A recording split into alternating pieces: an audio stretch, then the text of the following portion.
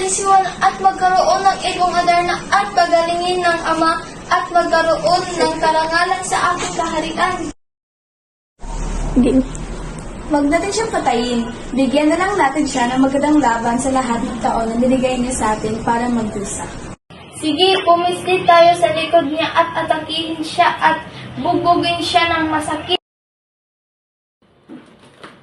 Pedro, Diego, ano ginawa niyo? Bakit niyo ginawa to? Bakit niyo akong pinagtulungan?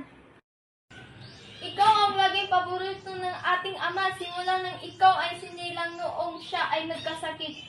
Kailangan kong hanapin ang ibong Adarna. Anong ang ibig mong sabihin, Pedro?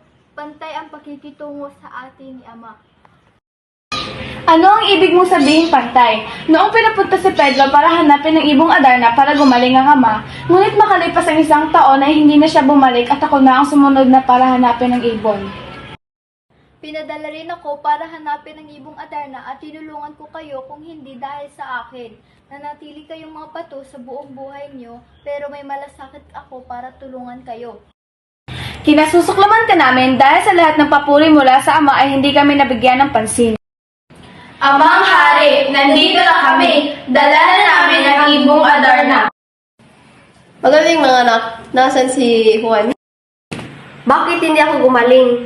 Yan po ang ibong Adarna.